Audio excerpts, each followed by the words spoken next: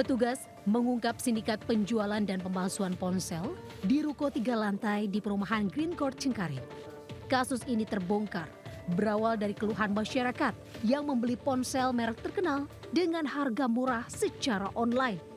Dari hasil pemeriksaan, sindikat ini sudah 2 tahun merakit ponsel ilegal. Mereka menggunakan suku cadang ponsel rusak asal Cina yang diimpor melalui sebuah perusahaan di Batam, Kepulauan Riau. Dalam seminggu, mereka mampu memproduksi 5.100 ponsel rekondisi berbagai merek. Yang dilakukan oleh pedagang ini yaitu melakukan impor secara ilegal, kemudian merakit handphone dengan bahan rekondisi ya. Jadi sebenarnya itu banyak barang-barang bekas ya. Selain ponsel yang sudah siap jual, dari dalam ruko ini juga ditemukan aksesoris lainnya. Total kerugian negara akibat praktik penjualan ponsel palsu dari lokasi ini mencapai 12 miliar rupiah. Di Jakarta, Miftah Gani melaporkan. Puspam, Siring Pam, Impuspam. Aparat Polda Bangka Belitung menggerebek rumah penadah alat kesehatan curian berupa alat bantu pernapasan atau ventilator di Bekasi dan Tasikmalaya, Jawa Barat. Saat diminta menunjukkan surat kepemilikan dan izin, si penadah hanya bisa pasrah dan mengaku mendapatkan barang tersebut dari rekannya di Bangka Belitung. Dari hasil penyelidikan, ventilator curian tersebut milik Rumah Sakit Umum Provinsi Soekarno Bangka Belitung yang hilang sejak 2023 hingga Januari 2025 lalu. 3 pelaku utama diketahui merupakan pegawai rumah sakit yang bertugas sebagai teknisi alat kesehatan, sopir ambulans, dan honorer bidang farmasi. Sedangkan 2 pelaku lain merupakan penadah barang curian di Bekasi dan Tasikmalaya, Jawa Barat. Dalam aksinya, 3 pelaku utama mencuri 17 ventilator yang kemudian dijual secara online dengan harga bervariasi mulai dari 25 juta hingga 50 juta rupiah. Dari 17 ventilator yang dilaporkan hilang, 8 berhasil diamankan dari kedua penadah. Para pelaku mengaku nekat mencuri karena ketagihan judi online dan terjerat utang pinjaman online.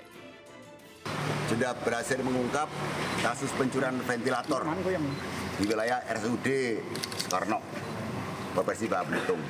Ada 3 tersangka, 2 penadah, dan barang bukti yang sudah tampak di sini.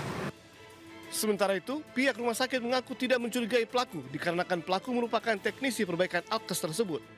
Selain 17 ventilator, total 46 unit alkes di RSUP Soekarno Bangka Belitung yang hilang dengan nilai 15 miliar rupiah.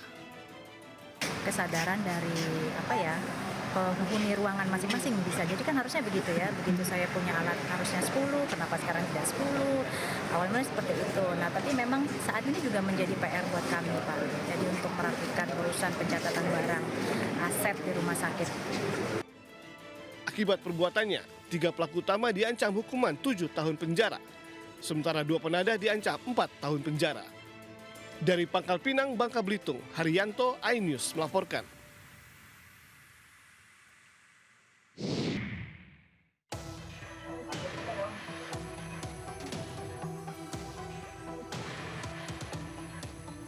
Dua pria mendatangi rumah kakek bernama Idam di sebuah gang buntu, Jalan Residen, Najamuddin, Kelurahan Sukamaju, Sako, Palembang. Salah satu pelaku kemudian mendekati pemilik rumah yang sedang duduk santai di teras. Pelaku berpura-pura menanyakan korban sebelum akhirnya menyiramkan air keras ke wajah kakek berusia 66 tahun tersebut. Pelaku kemudian kabur dengan sepeda motor dan dikejar menantu korban.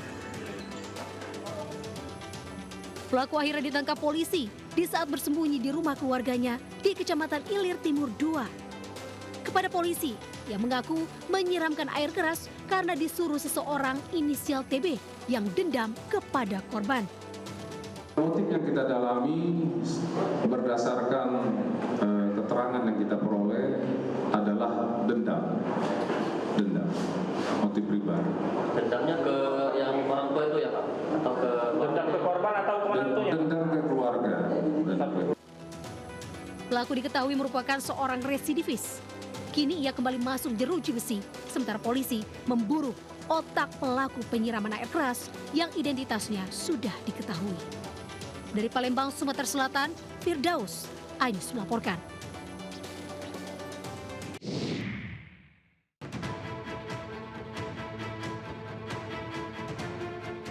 Dua orang pria menyiram karyawan kios bakso yang sedang cuci piring di Jalan Mandala, Bypass, Kota Medan, Sumatera Utara. Kemudian 8 orang pelaku lain datang dan menyerang korban dengan membabi buta. Ironisnya, seorang balita turut menyaksikan penganiayaan itu hingga akhirnya trauma. Belum diketahui motif penyerangan, namun korban sudah melaporkannya ke polisi. Udah beberapa hari ini diganggu lah sama preman. Motifnya apa kita nggak tahu. Itu sekitar ada 4 motor. Nah itu membabi buta. Itu sebenarnya sudah masuk kategori senjata tajam karena baloknya itu dipakuin semua sama batu-batu. Nah memang sebenarnya bukan untuk merusak benda, tapi memang mengancam nyawa. Selain melukai korban, aksi penganiayaan itu juga menyebabkan kerusakan kios pedagang. Korban berharap polisi segera menangkap para pelaku agar bisa diberi hukuman setimpal. Dari Medan, Sumatera Utara, Adi Palapa Arahap, iNews melaporkan.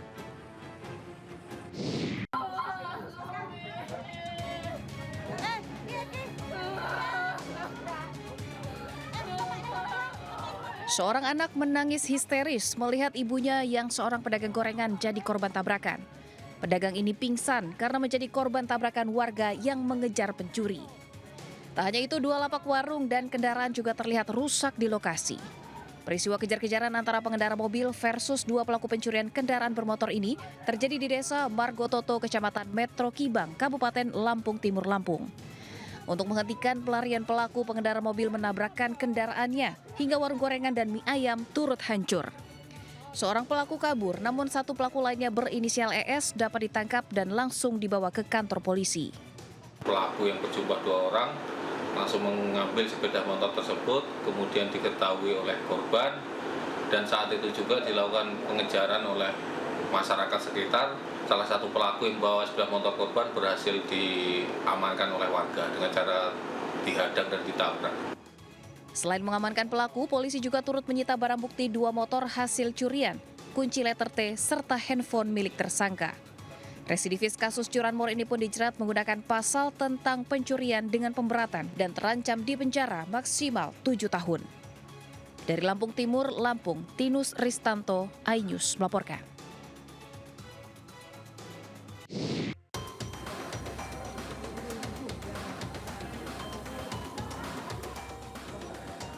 Pasien berinisial A, pria 70 tahun ini, terkapar usai nekat melompat dari lantai 3 Gedung Perawatan Anyelir RSUD R. Syamsuddin SH, Kota Sukabumi, Jawa Barat.